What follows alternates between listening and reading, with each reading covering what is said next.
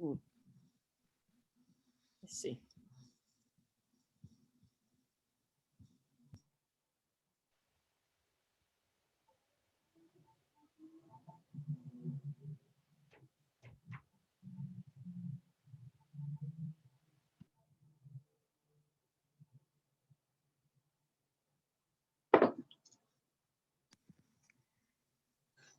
Welcome, everybody. I'm going to wait a few more seconds as the attendees are joining us.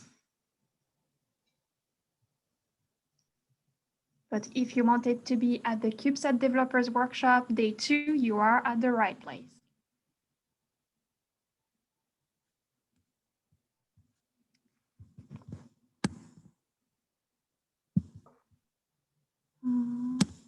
All right, it looks like we are stabilizing in the number of attendees joining. So welcome everybody to the Subsystem Part 1. That means there's a Part 2 coming up tomorrow at the same time, so don't miss it. A lot of suspense. But today we're going to focus on Part 1, and we are excited to have our panelists. So thank you all very much for joining and giving us some of your time and the attendees to enable the engaging discussion we have been having. Before we get started, we would like to thank the sponsor for this panel, which is DHV Technology. And we have a quick video from DHV Technology.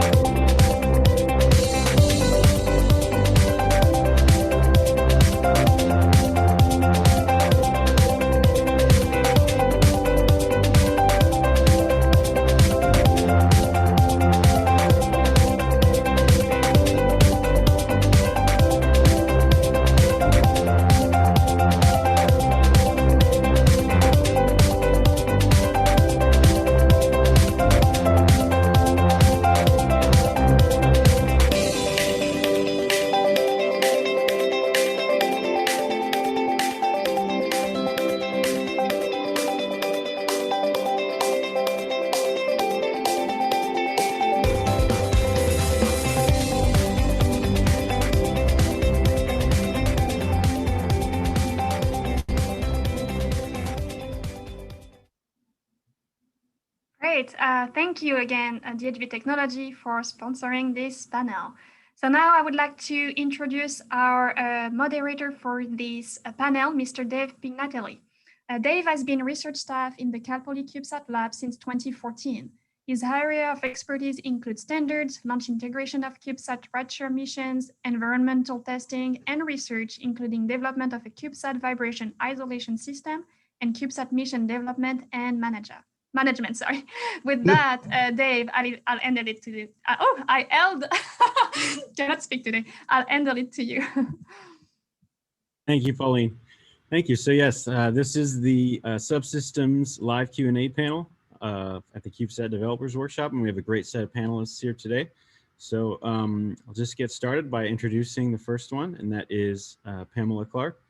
Pamela Clark is an instrument systems engineer with the Instrument Division Advanced Concept Group at Jet Propulsion Laboratory. She received her PhD in geochemical remote sensing at the University of Maryland. She is the technical advisor for the JPL CubeSat Development Lab and specializes in developing compact tools and instrument packages for small satellites and landers. So thank you for joining us, Pamela. Can you please give us a 2-minute summary of your presentation? I'll try to stay within 2 minutes. So yes, yeah. So what I wanted to do was talk about the kind of instrumentation, which is well, there's a lot of instruments that are under development, already developed or under development for the lunar surface, an extremely challenging environment. I wanted to go through, I'm not going to do this now because I do have the paper, but in every part of the spectrum, for every conceivable kind of thing that would be of interest for a package on the lunar surface, which could be, and there are lots of programs that could be used to get those packages there and deploy them, collectively known as CLIPS programs, sometimes known as PRISM programs.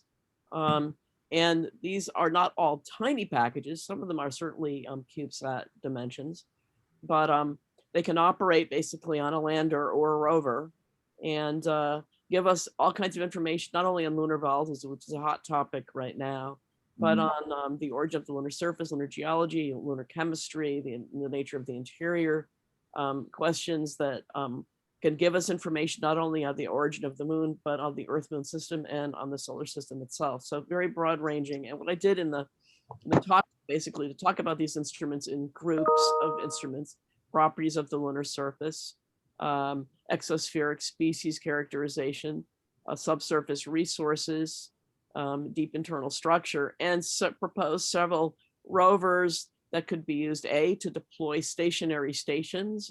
One idea was basically to look at a complete, comprehensive hydrogen station, which would look at the solar wind, interactions with the solar wind that generate certain kinds of particles, and exosphere monitoring, and also the surface and subsurface presence of water, and to tend to look at these things as a function of time of day and other things on the lunar surface in a distributed network.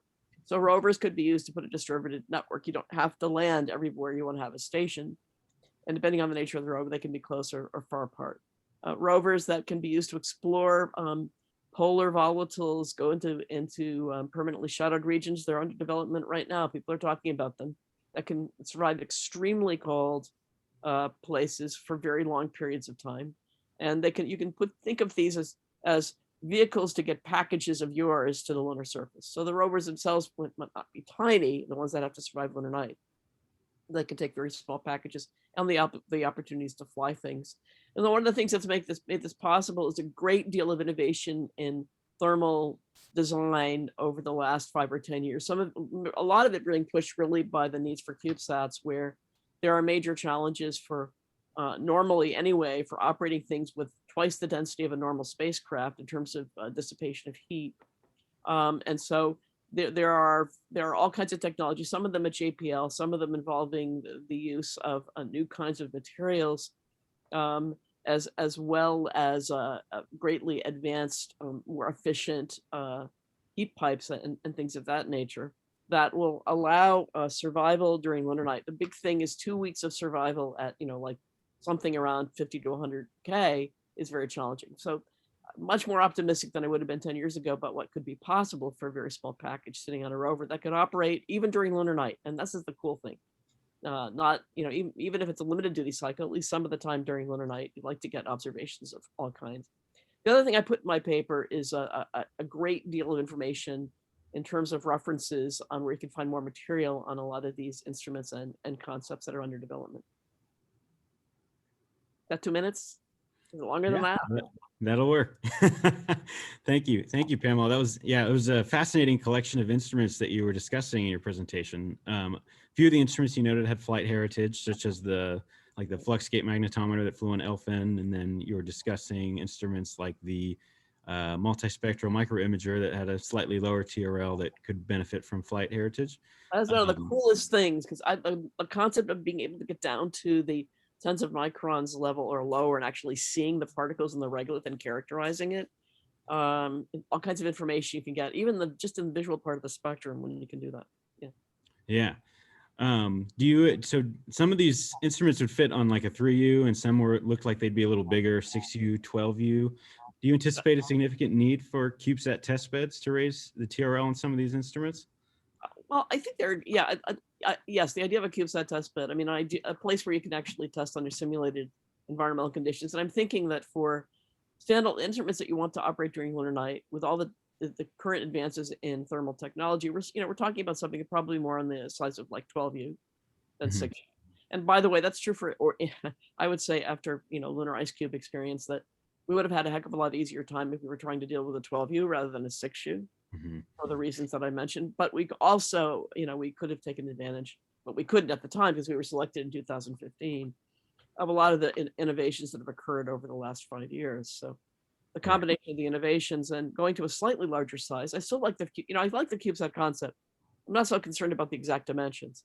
But Right. the notion of rapidly developed, higher risk, distributed networks, all those things that are so good.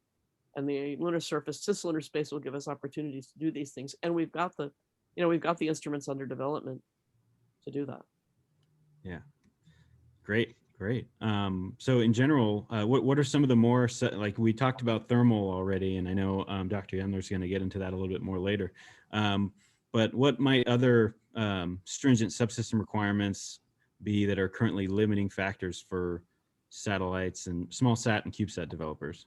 Well, communication. I mean, getting the data back. Taking the kind of data that you want to take. If you're going to take a steady stream of images, for example, you're going to have a terrible bandwidth problem. So what we have done, what I've thought of, and what other people have done in the design, is how we can limit the amount of data we take to have a very focused kind of approach, where we only take like the concept for silver, which is one of the instruments that was mentioned there, is basically a small compact IR spectrometer that actually gets out to about 6 microns, that really captures volatiles and separates hydroxyl from molecular water, which is something we haven't been able to do yet, because you need to go out to about 6 microns.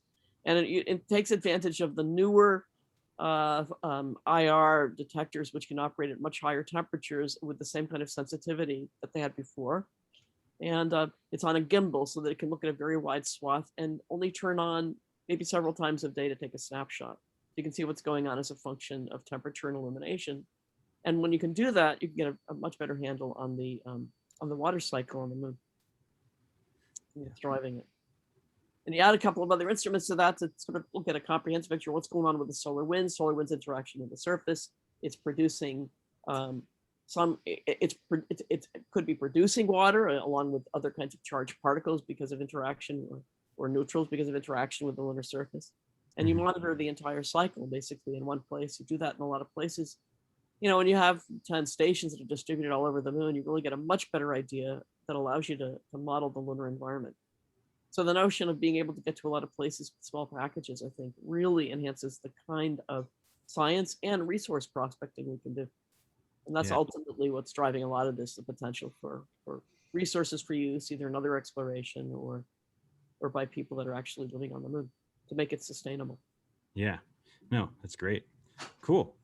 Okay, I'm gonna move on to the next panelist. We have Jaren Ashcraft, who received his Bachelor of Science in Optical Engineering from the University of Rochester and is currently a second-year PhD student in optical scientists at the University of Arizona. He is pursuing research in the development of high-contrast imaging payloads for spaceborne optical systems with Dr. Ewan Douglas of Steward Observatory.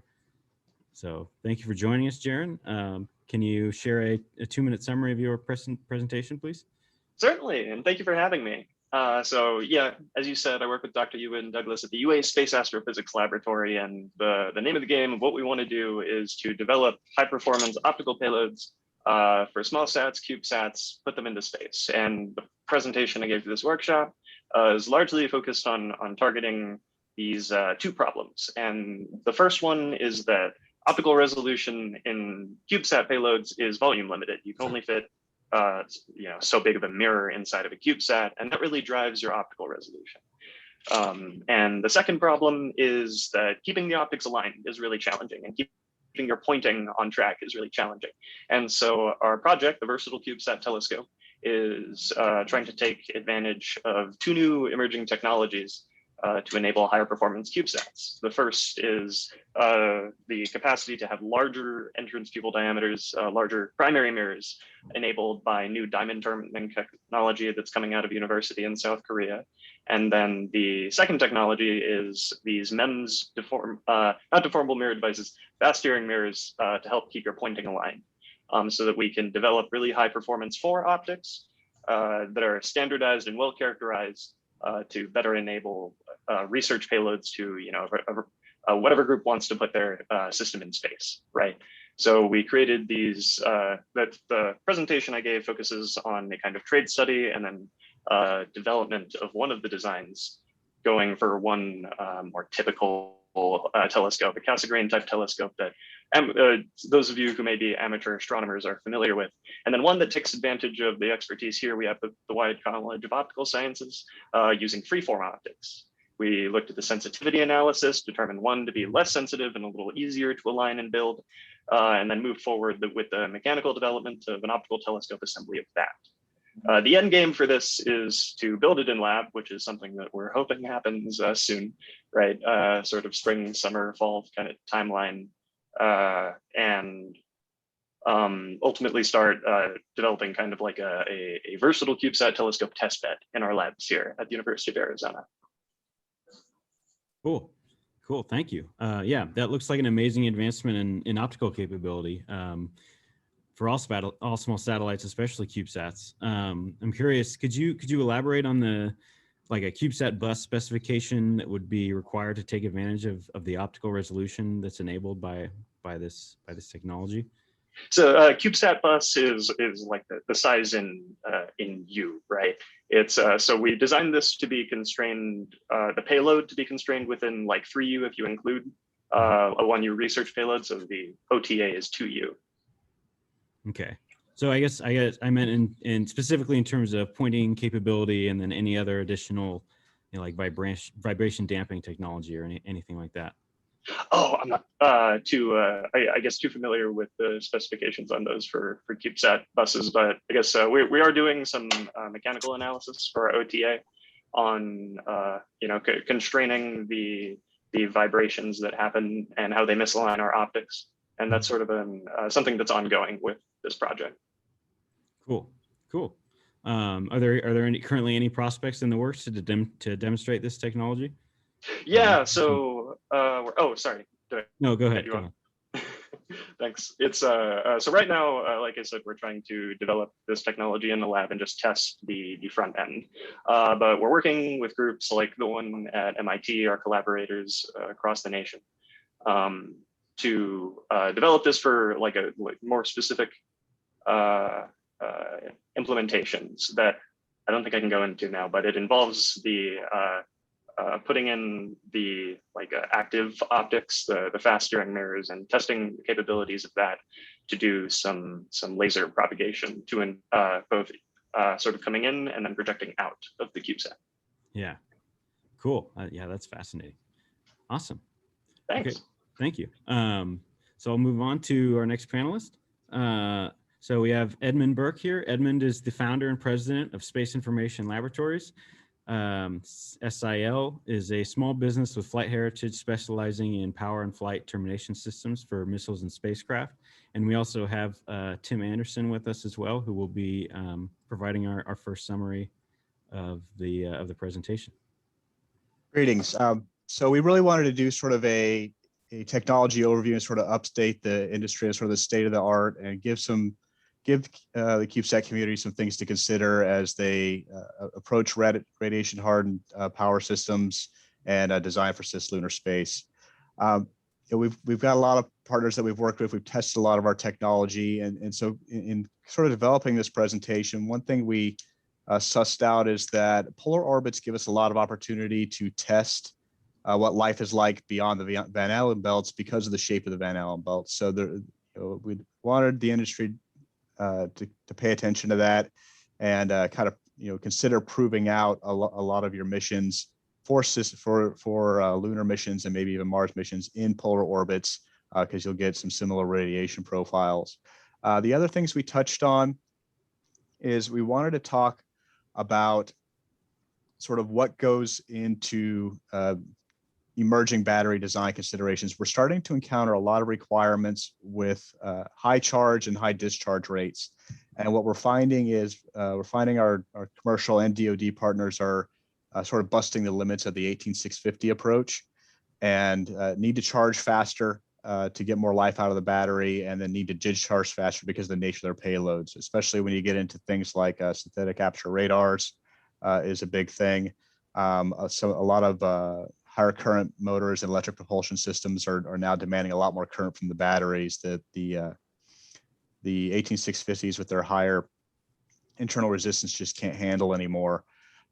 So we've got flight heritage with some Z-fold pouch approaches, and we discussed that in details along with the systems, and then briefly touched in on some of our own implementation in the Chameleon bus that we're developing for these deeper space missions. So that's kind of the quick summary of what we touched on and why. And then as we go forward in the Q&A, Edmund will field a lot of the technical elements of questions that folks might have. Thank you. Okay, cool. Thank you. Yeah, no, it's really, really promising. I think there was some specs there, 3 times the 18650 life and half the charge time, if I recall correctly. Yeah, that sounds right. You know, we want to make sure that folks have an avenue to deal with these bigger requirements and know that the technology is out there and has got flight heritage as well. Yeah. Yeah, no, that's great. And I also really like to see the radiation aspects of that as well, which is part of my first question is obviously as we're seeing the increased interest in these lunar missions and missions beyond LEO, we can expect to see higher rates of those radiation-induced failures. And I was wondering if you had data on the incidence rate of radiation-induced battery system failures that have caused, or maybe not data, but you know, what kind of rates we see from, you know, unbalanced cell conditions due to the protection circuitry being interrupted. Yeah, this admin, I don't have data on that with the current CubeSat had problems, but you know, we're working on Air Force Space Force funding still to develop a Rad-hard BMS that's going to actually start next week, and we're, you know, designing a battery management system. We protect, balance, and monitor every cell. We don't try to gang cells in parallel in series, and then because one cell fails, you don't know what cell's having a problem. So we size, you know, we're using lithium-ion polymer Z-fold cells. We're the first ones actually to spacecraft. We're using a lot on DoD programs and rockets, and actually Firefly from our hometowns flying a whole Alpha vehicles, our batteries. Okay, so the electronics have to be done to handle the single event upset and also the radiation. And then the cells are okay with that, with the radiation levels and stuff. So it ends up, you know, designing it so that it can handle. We're also, you know, the cells also have a lot of copper and aluminum, so you get natural shielding from the pack itself, which is helpful. But I'm not sure if there's any studies on how many Fowler systems failed on orbit. A lot of them don't have any smarts in them, right? They have a brick and it goes to some other power system component. And that system also, you know, if it's regulated, that whole electronics have to be able to handle that. And, you know, we're talking deep, going through the Van Allen belts, like Tim was saying, and going into the moon and deep space. So we're working on that.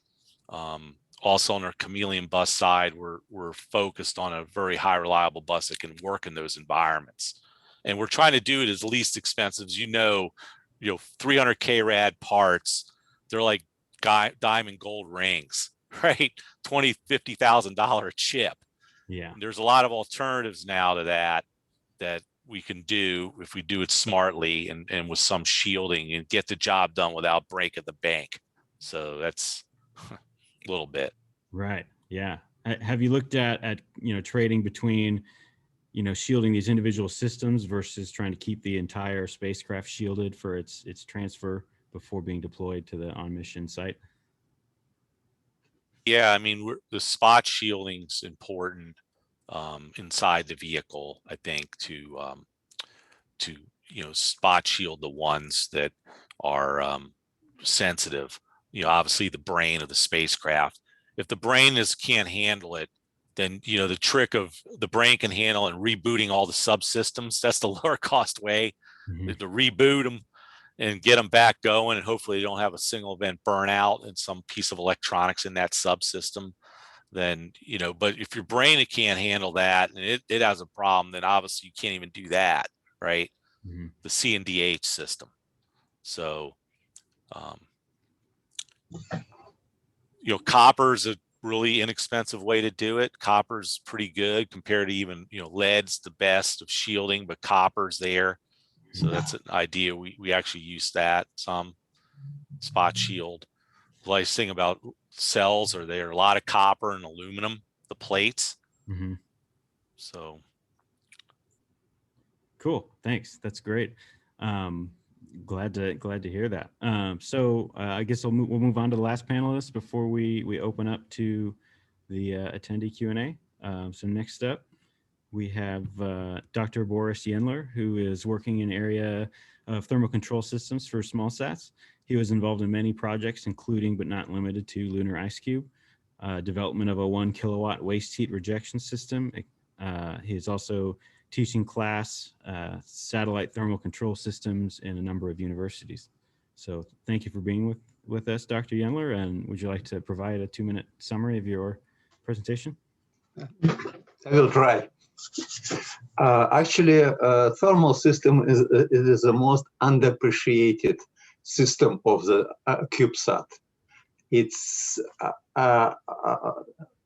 Pam, I think you agree with me. Okay, so and this is a really presents a lot of challenges. Let me give an example. For example, IceCube. IceCube has two spectrometer, which is supposed to be the tip is supposed to be at minus 180 Celsius, and then it has a Busick propulsion system, which has 130 plus Celsius. So now you can see on this distance you have one huge temperature gradient. And this is what people don't appreciate, how difficult it's actually a thermal system for CubeSats. It's much more difficult than for big satellite. Big satellites is the size of the bus. And of course it has, I mean, 2, 3, 4, 5 kilowatt. But if you look at the density, energy density, CubeSats is much more complicated. And also there is one more thing. When CubeSat generates energy, right, from solar rays, you're probably familiar that efficiency of electronics is about 50% or whatever. So 50% out of this what you generated, not you, solar rays, should be dumped into space. Now, today I saw the satellite and it has all sides of satellites are covered with solar rays, solar cells. I said, guys, do you have radiators? Because if you generate so much heat, I mean, energy, half of this energy should be dumped. And people just, I remember one guy said, oh, it's not today, but it was on a couple years ago. He said, yes, we have radiators inside of spacecraft. So this is a level of understanding of thermal problems in CubeSat community. So this is back to IceCube. IceCube is really very complicated from thermal point of view, not other, but from thermal point of view. When I joined the team, IceCube has 0 radiators. It didn't have at all. Now, right now, it has 6 radiators, 5 fixed, 1 deployable. Why? Because even 100 watts or 140 watts, which is generated 14 watts, it's really, we need to have surface to dump.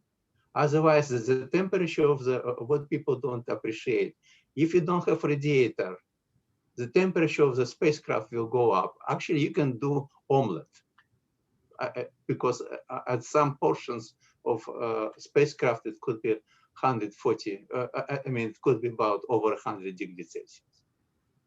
And Also, you guys understand the electronics actually doesn't like temperature above 70 degrees Celsius. And if you don't have radiators or radiators are not proper, you easy get it. And then it will, oops. What I see our role, thermal guys, just to make sure that there is no oops on a spacecraft. Mm-hmm. Now, question, what does it mean high power, not high power?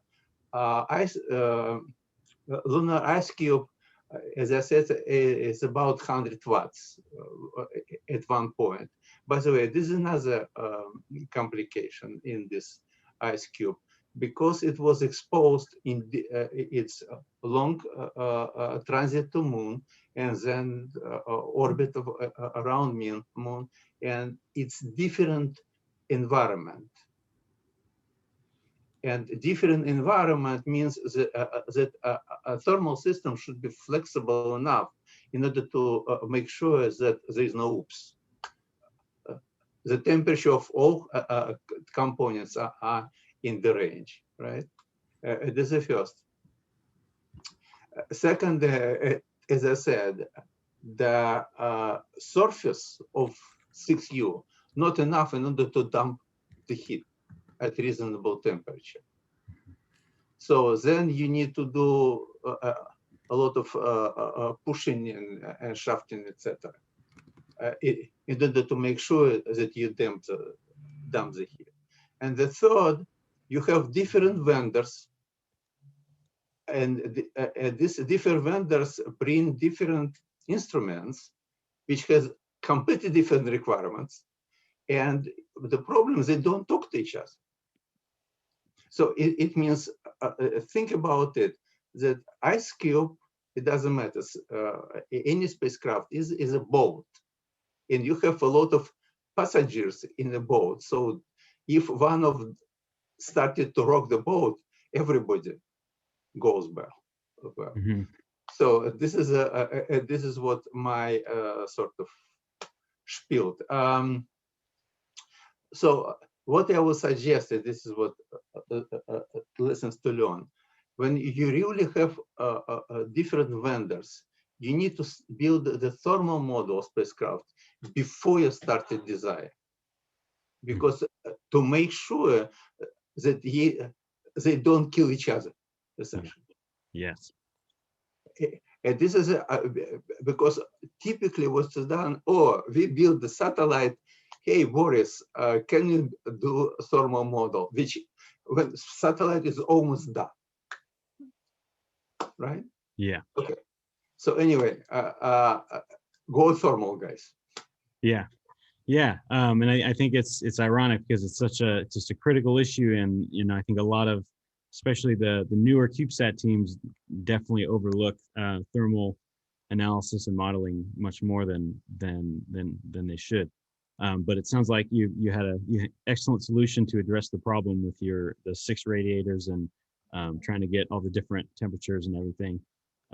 But so many times. Sorry? I said, as science PI for Lunar Ice Cube, I need to make a quick comment. When I started the concept team at Goddard, the first person I brought onto the team was a thermal engineer. However, Goddard did not build Lunar Ice Cube. And so it was very hard for me to convince my colleagues who had built other CubeSats, but not lunar orbiters, that the first person we needed to think about having on the team was a thermal engineer. And the first thing we did in the internal R&D funding was the thermal model. Yeah, I'm right on that page with Boris. A thermal is critical, especially for the moon. It's a terrible environment for survival thermally. It's very cold and very hot. Thank you. Yeah. I had to stop. Yeah. Amen on that. Yeah. Power loss is big and thermal is huge. In engineering, it's what kills systems. Yeah. Yeah.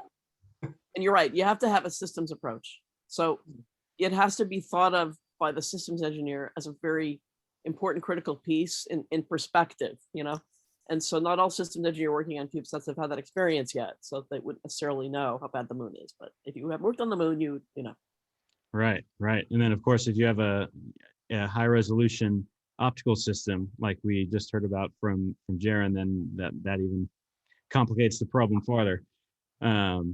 So I guess my question for Dr. Yendler is, do you have any guidance in addition to starting thermal analysis early that you could provide to CubeSat teams with less experience in this area that would help them in the early stages of the project cycle? Yes, I do. There is a, for large satellites, it's already the best practices. They already in system how to do thermal analysis. It's 9 steps, and in my paper it shows this. And so what I would strongly recommend, in order to make system which it works, just follow this best practices. And then most likely, I mean, not 100% of course, but 95% you will make system which will work in you. But this is that just follow best practices. It's don't invent wheel. It's already there. Yeah. Okay. Cool. Yeah. Yeah. No, that's great. That will definitely help. A lot, my comment, Edmund, it's the open frame CubeSat, it was good for low cost and, environment, but I mean, you have to have surface areas to dissipate heat. It's radiative, it's slow. So, the initial design, I mean, it has to be modified because, this open wall box, it doesn't have much surface. And then you're sticking all these things in there that can't get heat to a surface. So that is why one of my recommendations is that for anything in orbit around the moon, and having done this, I think we have a sense of perspective. We go to at least 12 U size. Expanding that space and giving more places for heat to dissipate will help. But in addition to that, there have been at least 5 years of extreme innovation in thermal design, far more efficient thermal switches, heat pipes, and materials, deployable radiators that exist now that did not exist when the lucky 13, I call them, were selected for Artemis to be the first group of lunar orbiters that were CubeSats. Mm-hmm. So all these things can be taken advantage of. Yeah. Okay. We Thank actually, you. as I mentioned, it was a phase 1 SBR. So we did for FRL design, which we can dump about 1 kilowatt of energy in CubeSat form. Mm-hmm. So essentially, my favorite joke is that we can do the death ray, like in Star Wars. Yeah. Essentially. Cool. All right. Well, I'd like to open it up to the questions from the attendees. I can start we have a little bit of time left here, so I can start with the first one I see. This is for Jaren. How many CubeSats in constellation would be needed to have the equal power of Hubble, as an example? I saw this question. I was super excited about that because that's such a cool idea. But I guess there's 2 approaches here. Let's say you have really high precision avionics and you can position your CubeSats wherever you want to in space. Then it's just a matter of how many you want to break it down into, because then it's just like a segmented mirror. So like the James Webb Space Telescope, the Keck telescopes in Hawaii, all use these separated mirrors that they co-phase to create something that's effectively a much larger size. But that's really hard to do. I don't know that that's possible or that there are thoroughly developed designs to do that. So I guess realistically, you'd need to launch another Hubble. But that's just kind of taking into account the physics constraints. This is what diffraction tells you that you need to do. However, I could see some argument, and this is an area where I have much less expertise, where if you deploy a bunch of constellations and employ maybe some statistical methods, you could extract theoretically higher resolution by having a bunch of CubeSats point at one target. But I'm not an expert in that field, so I don't want to go any further. But with expanding technologies of mirror sizes and making those cheaper and lighter, maybe one day we'll get there. What the big problem with a distributed network of pieces of a mirror is it's basically the artificial intelligence that you need for the degree of control you need to fit the margins that you need. And that's autonomy is a big area that really needs to be pushed on to take full advantage of CubeSats, self-similar components that can be basically made into any kind of formation. So, and this is an idea that's been kicking around for at least a decade, probably longer than that. A lot of people have proposed this kind of thing, but it's a matter of trying this kind of autonomy that you need with maybe 4 things rather than 100 things. And I hope we'll get there. I'd really like to see a lot more missions selected that use distributed networks. Some of them tightly controlled formation, others looser, but it would really help to push the state of the art in autonomy, which is an area which really needs a lot of improvement. Great, cool. Did anybody else have anything they wanted to add about this one? Okay, cool. In the interest of time, we'll try to move to another one.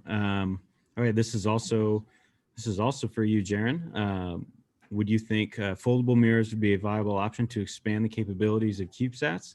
If not in the visible spectrum, then maybe at longer wavelengths. Let's see. Do we have time to ask what foldable mirrors are? Like, are these mirrors that actually like origami, or is it like fold mirrors that help you like fold the optical path around like a volume, so that you get more beam path for less volume? Is that what that is? I'll be honest with you. I'm not Origami like. So I don't. Here we go. I guess I'm not aware of the technology, but that sounds so cool again. But I don't know. I guess when I think like folding mirrors, I'm thinking like deformable mirror kind of stuff, and it's just one mirror that can make all kinds of shapes, and that helps you correct aberrations and is used in space payloads, adaptive optics kind of stuff. To help you get correction, and that would increase the performance of your CubeSat. But if it's like very like polygon things, creating these custom like roof mirror kind of shapes or other things, that's something I'm not too familiar with, but sounds interesting. Cool. Yeah, it does sound interesting. So we'll do another one, shifting away from optics and back to thermal. Looks like Pamela would like to answer. I decided to push that button. It wasn't what was going to happen. So what tools would you recommend to get started with thermal analysis of a 1U or 2U CubeSat? And Boris will have ideas, but there are desktop thermal modeling tools that you can use. But I would tell you, quite honestly, if you're serious, I mean, in the Earth, we know pretty well how to handle CubeSats in orbit around the Earth. It's not a particularly a challenging environment unless you have an instrument that needs to be cooled. Actively cooled, then it becomes more serious. But if you have a serious thermally challenging instrument, or if you're going to go to someplace where you're going to be in orbit around a target like the moon that has very hot and very cool sites, you probably want to get a good thermal engineer on your team. I would really recommend it. If somebody's studying thermal, I really would, I would highly recommend that for any CubeSat team, unless you're dealing low Earth orbit CubeSats that are fairly straightforward. And you could probably get away with what everybody has done before and published stuff, But there are tools that you can use on your desktop to do thermal modeling, and it's sort of the spreadsheet form thermal tools. Boris probably knows the formal names of them, but I know there are a lot of them available. Oh, okay, so I would say start from piece of paper and pencil. This is a, and you get about maybe 50–60% of the answers, and then going up and up. But go to like a thermal desktop. This is a universe. You can, and when I'm teaching and students ask me, "Can you tell us how to use a thermal desktop?" I said, "No, I'm not going, because this is requires a lot of work. It's not 1 month. It's universe essentially. So I would suggest if you have start from back envelope and pencil, and then proceed, and then I fully agree with Pam. Hire or invite a thermal engineer for more complicated development or design. So starting from this, then go up. because thermal, as I said at the beginning, is the most underappreciated level. And so people say, hey, yeah, in 2 weeks, I can do thermal analysis. No. I feel proud of the fact that one of the efforts that I was responsible for getting started at JPL was to look at a thermal mechanical packaging effort, which is now self-sustaining at JPL, and NASA's been very interested in it, specifically to look at putting small packages on the lunar surface, which 10 years ago they said could never be done. But you can do that now because there's a lot of these newer thermal material. There's newer materials. There's new kinds of thermal switches and that are like 25 times more efficient than anything we've ever had before, ever flown before. This is greatly helpful. The other thing is to keep in mind that sometimes the 6U concept is a great idea, but you need to allow the CubeSat paradigm is what's beautiful. The specific dimensionality, not so much. Yes, lower mass is good because you pay less for it to be launched, but I think we need to look at some formats that work a little better depending on the target, especially ones that are thermal challenging, because you can't get away completely from needing more space to allow heat to dissipate and having surfaces and not having to pack your components so densely together, like by a factor of 2 relative to normal spacecraft in a CubeSat or fully functional spacecraft that's going to go into deep space. So you really need to move that, make that a little bigger so that you mitigate some of those challenges. Right, right. Yeah, this is Edmund. Actually, Alex is on the phone. He works on thermal analysis for us. Maybe you can talk about that, as a lot of experience, but there's tools, finite element analysis tools. SolidWorks has it in there, but you do have to understand the fundamentals. I mean, like Mr. Yendler is saying. But anyway, Alex is on. Maybe you want to say a few words. I don't know if he's there. Hi, everyone. My name is Alexander Thuges, Space Information Labs, new systems engineer guy here, and previously Planet Labs, previously Terabella, then Cal Poly, class 2010. Anyway, short introduction. I'm going to agree with Mr. Boris that napkin is probably the best way to start. And on top of that, we've been using SolidWorks and then previously Nastran, would probably be good ones. You can pseudo do thermal. Anyway, yeah, it's a tough problem because it's really an area versus environment problem. There are concepts that we could possibly do outside the box depending on mission life, dumping energy into some kind of phase change material that is dumped and all that. But it really depends on mission specific items. One question I had for the panelists, if I may ask, we were discussing previously that there were bandwidth issues coming from cislunar payloads, and I was curious as to how much would you like so you can design to it. Thanks. Well, well, we'd like enough to do, we'd probably like something at least in the hundreds of megabits per second range, but we're not going to get that right away. But what is going to happen, I think, what's going to happen, there's plans to put to utilize a number of different satellites, small distributed networks of satellites anyway to start with, that'll provide some relief on bandwidth. Part of me says, there are ways of being far more clever with the use of bandwidth. And frankly, because the DSN is now a limited resource because it couldn't expand the way it wanted to a long time ago. And that's pretty much, they've had to get more and more clever with less and less. So a lot of people are using these algorithms that are change detection algorithms that don't just dump everything, but only will give you the material that get the information where you're actually seeing changes take place in the environment. And so there are ways of being relatively clever. Again, this pushes the state of the art in autonomy, which we really, I think, is lagging behind a lot of other development areas. But yeah, sure. I mean, if you ask somebody who's a scientist, what they want for bandwidth, they'll just say, well, just give me the moon, take it all. Hundreds, give me a terabit a second, Sometimes one of the good things about the CubeSat paradigm is that it forces people to really prioritize and be clever with the resources that are available, you know. Yeah. Understood. And one of the, sorry. I'm gonna have to interrupt. I think we're running out of time and need to move on to the next one, but I encourage you to follow up with each other after this call, and yeah, this has been a really great panel. So thank you everybody for joining. It's been really exciting to see all these this technology advancing. So Thank you.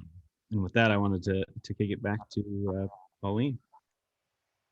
Yes, so this is the end of the subsystem part 1, but remember there's a part 2 for even more excitement tomorrow. So thank you everyone for joining in the discussion, and a special thank you to you, Dave, for moderating, and our panelists for leading such an exciting conversation. So thank you all, and see you to the next one.